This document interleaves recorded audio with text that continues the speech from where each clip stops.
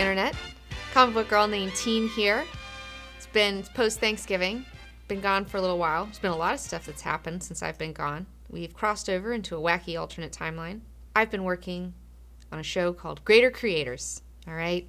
Me and T-Bone, Team 19, we've embarked upon a mission to create 4 hours of content, 14 episodes of a show that we have developed and conceived, and now we're in the post-production stages of it. Half of it is totally done.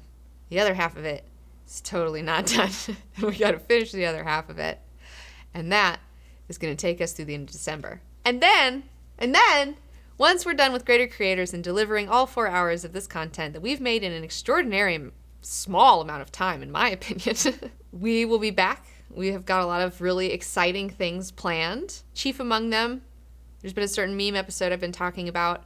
I'm kind of glad that all of this has gotten in the way because it's given me more time to meditate in the dankest corners of the internet. And I have come up with some really great philosophies for you guys. A lot of things. I've learned a lot about myself through memes, and it's going to be a really live one. Also, another big thing, The Matrix. We just rewatched it on YouTube. I had it until you laughed. Totally threw me off. You're doing a great job. Just keep going. We watched 2 hours of a behind-the-scenes documentary. It changed my life. I think we've all gotten a little cynical about The Matrix. I think it's time for us to revisit The Matrix. We're planning on doing an epic review coming up soon of The Matrix and the whole franchise. I don't know exactly, okay, but it's going to be big. We're on to something big, okay? Because I think it's time, once again, to start questioning our reality a little bit more.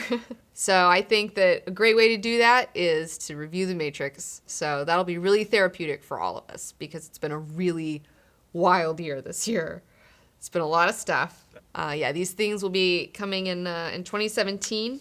Another thing. We have 3 M's, actually. It starts with the meme episode. We have the Matrix review. And then we also have, most importantly, a video on magical thinking.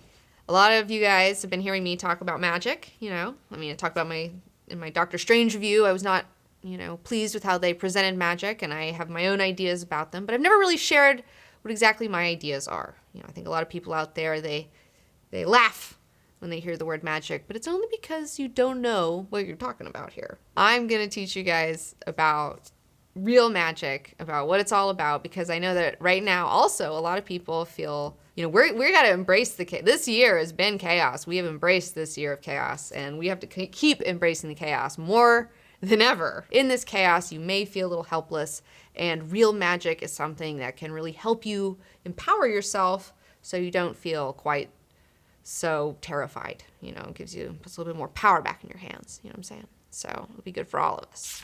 So in my reading about what our spiritual journey is going to be like for next year, what I get from this is kind of just backing up what I was just saying. First of all, this is going to help ground you guys, because that's the thing. We're in very chaotic times right now. I'm not kidding, we've entered a weird alternate timeline, okay? But that's why I'm so calm right now, and you guys are freaking out, because this is where I came from, okay? I was born in chaos, so I'm back in it. So I'm here to help you guys ground yourselves, because it's going to be a wild ride from here on out, okay? If you choose to go on a spiritual journey with me through my videos on YouTube throughout the year of 2017, what will happen is that you will open up to the spiritual realm. It is going to be frightening for you, but ultimately it will be the best medicine for your soul. And by me acting as a gateway for you, that will only bring blessings for everybody. And everyone will be more grounded from the situation. Sounds pretty good, huh? Well, we have the wild card that jumped out of the deck, because when you're shuffling a deck and a card jumps out at you, that means it's a wild card and it means something special. So I'm going to flip this card and see what the special card is. I don't have no idea what this card is, but I'm going to place it kind of in the heart of the spread. So, power! Oh gosh, this is one of my favorite cards. All right, I'm going to put that right in the center of our pyramid.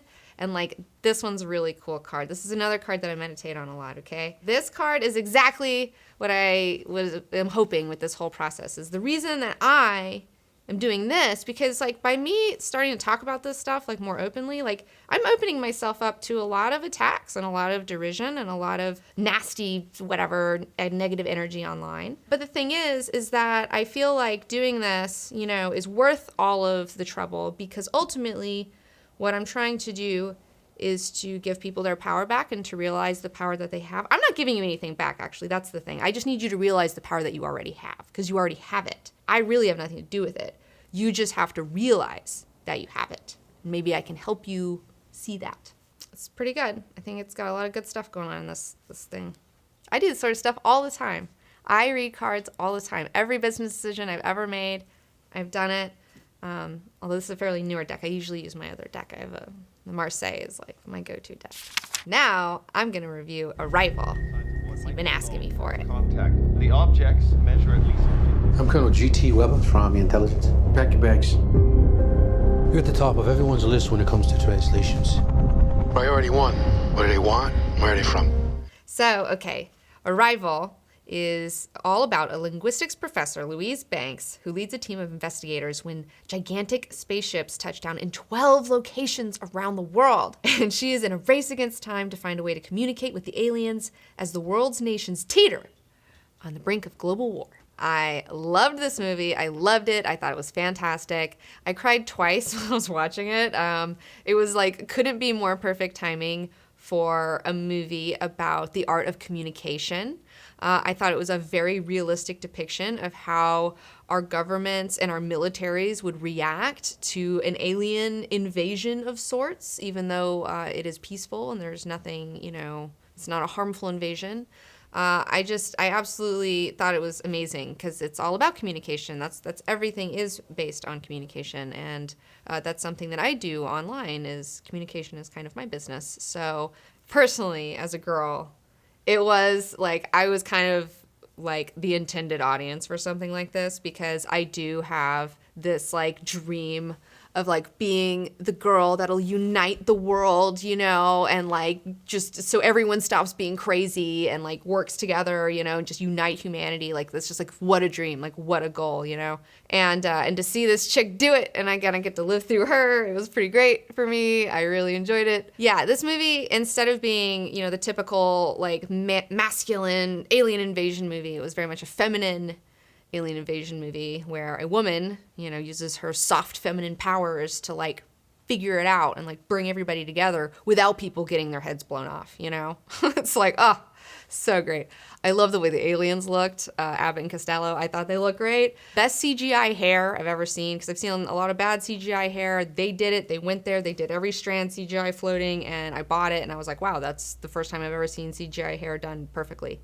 I was really into that. And I also loved the fact that, you know, without getting into spoilers, I don't want to spoil it for anybody, but I empathized very much with this character because that's another thing. In order to get something, you have to give something, you know, and in order to be the woman to solve this and fix this, she had to give something up, and she did, and it was just really heartbreaking what she has to deal with. So check it out, Arrival. Really good. Villeneuve. So excited for this director. And also, after this movie, I'm more open-minded to Blade Runner 2 because he's directing it. So I really like this movie. I'll stop being a hater and I will be more open-minded towards that franchise till I see something I hate and I freak out. But whatever, you know, that's, you know.